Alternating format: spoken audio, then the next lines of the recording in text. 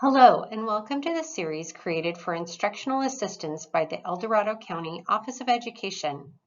This module series has been created to support instructional assistance and will cover understanding and using accommodations and modifications, also known as adaptations. As part of this web module series, we have incorporated a processing guide for you to use to take notes, make reflections on your learning, and jot down additional questions you may have as you think about supporting students with accommodations or modifications. On the next slide, we will show you how to access the processing guide. This module series has its own Padlet. A Padlet is an online filing cabinet that provides access to resources.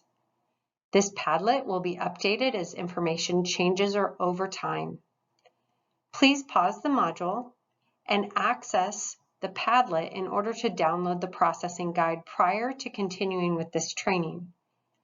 As we go through the slides, feel free to pause the slideshow as appropriate to give yourself time to take notes, jot down your answers, your questions, and reflections.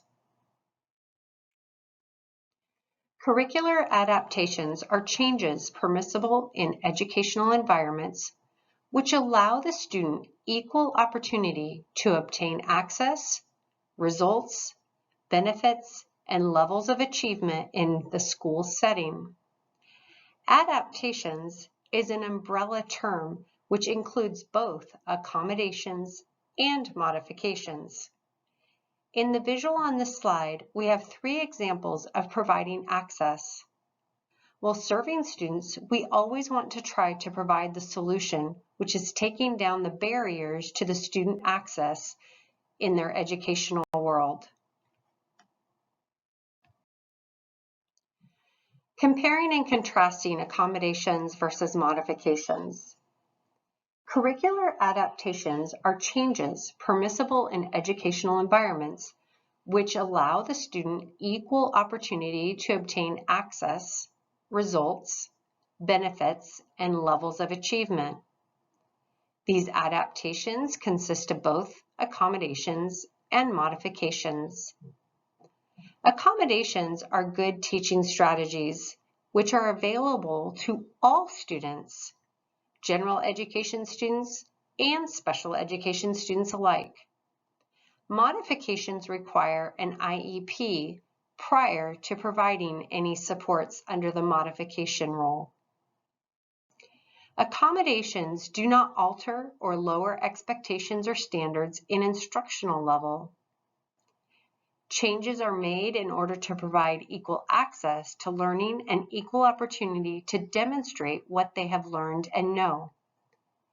Grading is also the same for all students under accommodations.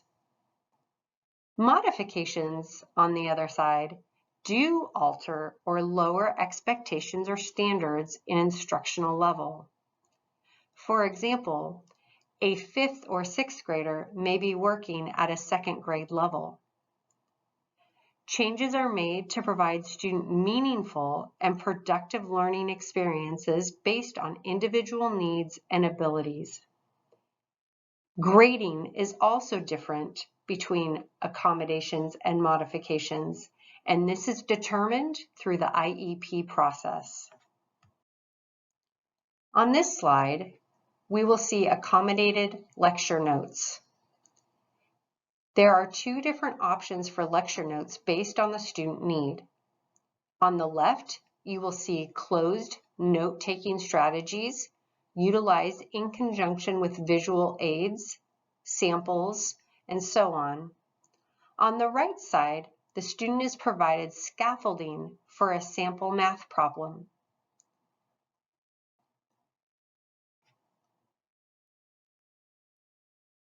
The use of embedded supports has been shown to be an effective way of addressing the needs of diverse students, particularly those with disabilities. Here is an example of an embedded support used for a math lesson. In the example on the left, problem 11 is heavy with text and is a multi-step word problem involving adding and subtracting. To the right is a visual way to show the steps that are required to complete the word problem. The top boxes are so 325 and 325 can be added together, while assisting in lining up the numbers correctly. The boxes below that are for 750 and 750 chairs in April to be added together. Then the answer from the top boxes and the boxes below that are added together in the green boxes, and then the final step is to take the green answers and subtract 23 for the chairs they forgot to send. This would be an example of accommodations. This would allow the student to continue to work at grade level by providing embedded supports. Putting it all together. On this slide, you will see a typical, accommodated, and modified assignment. All the assignments are related to rocks. This is an example of an assignment that is distributed to all students, followed by the accommodated assignment, which would be given to those who need it. It's not changing the grade level standard, but is providing additional visual supports. On the right, under Modified, you will see that there are visuals associated with the text, and the student is given more supports. We're also working at a different grade level standard. Therefore, it is a modified assignment.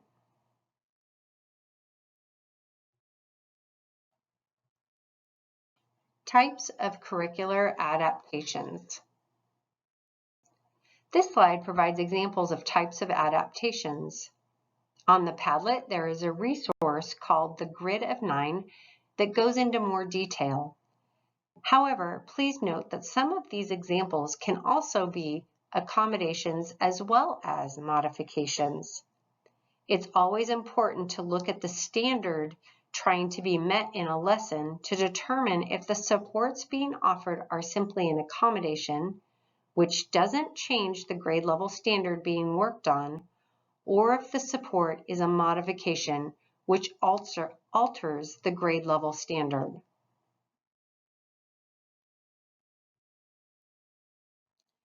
If you weren't aware of how to document the accommodations or modifications for students that you support, this would be a question you should ask your supervising teacher. There is not a specific way that adaptations must be documented, but the takeaway is, could you prove in court how and when you provided the supports? Ideas might be using a blank grid of 9, again found on the Padlet, and document which assignments were accommodated, using it as a weekly log. Other types of logs, making anecdotal notes on the assignments, keeping a copy of the student work. The only wrong way is not to document how a student was supported. Scaffolding versus rescuing.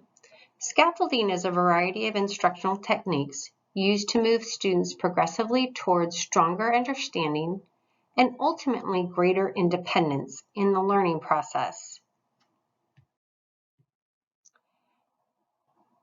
Rescuing, on the other hand, refers to the teacher or instructional assistant assisting a struggling learner too early or too deeply and not allowing the learner to experience critical thinking and mistakes as part of the learning process.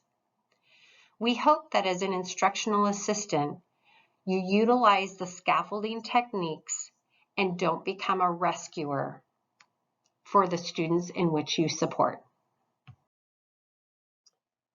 Ways to foster student independence. Support students in learning self-confidence, self-reliance, and achieving autonomy. Give support only when needed. Give students opportunity to practice independently the skills that they have learned. Complete tasks with the student instead of for the student. Use wait time to allow the student to follow teacher directions independently before stepping in to assist. Allow students to choose between 2 acceptable options in order to move forward. Additional ways to foster student independence. Move on to assist other students who require help once support has been provided. Encourage students to self-advocate. Allow the students to ask you what they need. Provide support for changes in routine to increase student success. Reflect with students when they have reached a goal. What went well? What did they find successful? Guide students to recognize their strengths and limitations and who is available to help them when they need the assist. Use self-monitoring worksheets for behavior, work completion, and progress towards goals. Thank you for participating in the Instructional Assistant Module 11, Understanding Accommodations and Modifications.